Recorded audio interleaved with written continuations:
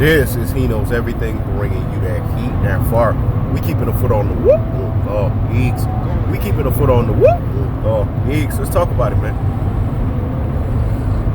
NBA fans that don't realize how much of Rudy fucking Boo and Plump brains. Classic fucking Dolce and Troglodytes. Ultra fanboys and ultra fangirls with the ultra fanboys and the ultra fangirl rhetorics that they are at their truest and their most properest levels.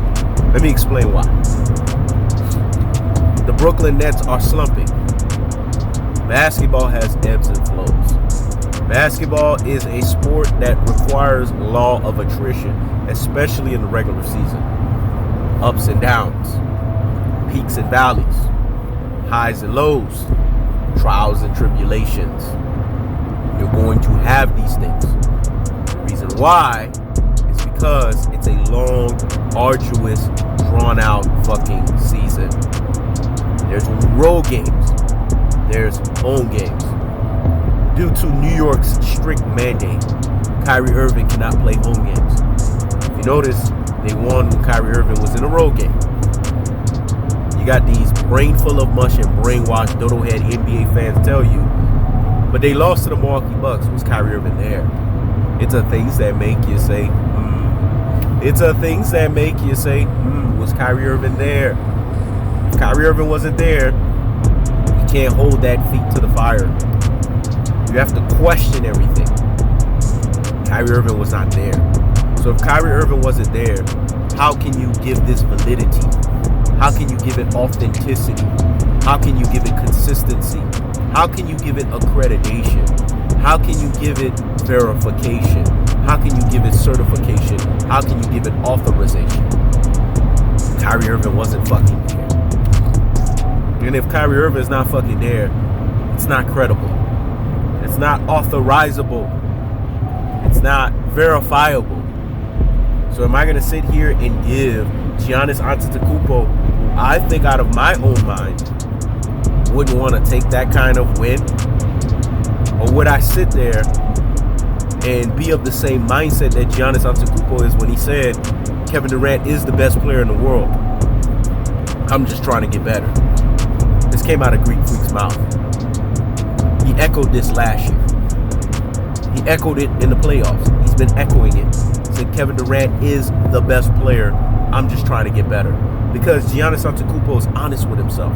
He's basically did a self-inventory, a self-stock of himself, and he realizes he's not on KD 3-5's level. He's not on Mr. Do Me and I Chill level.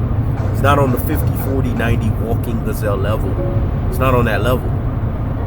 And if you're not on that level, be honest with yourself. See, this is the problem with people. They've lost the state of honesty. People have lost the simple decorum of being real. People have lost the simple ideology of basically holding serve and holding court to being consistent and authentic with even themselves. So how do you expect them to be authentic and consistent with every fucking thing else? Let me say it again. How do you expect them to be authentic and consistent with every fucking thing else if they can't be authentic and consistent with themselves? These are cold-hearted variations. These are unadulterated variations. These are cutthroat, truth-telling fashion variations. So we have to ask ourselves, the cold-hearted, the unadulterated, and the cutthroat, truth-telling fashion, what is that? And the Brooklyn Nets, just like any other NBA team, has gone through a slump. When Milwaukee Bucks went through their slump, did y'all keep that same energy, dog? Let me say it again. Did y'all keep that same energy, dog? When the Fakers have gone through a whole fucking season of a slump, did you fucking keep that same energy, dog? Let me say it again.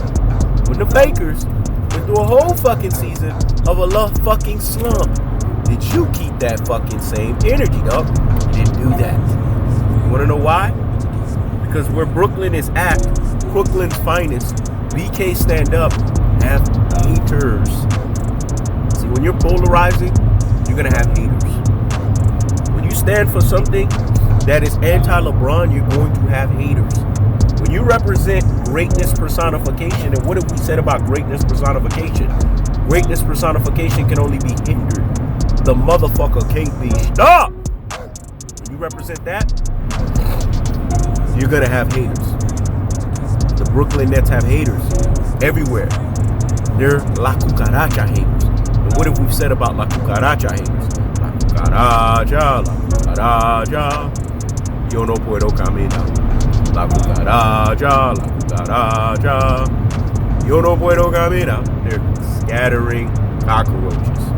And if you are scattering cockroaches, and you're scattering in the cockroach nest of being La Cucaracha haters, then when it's all said and done, where Brooklyn at?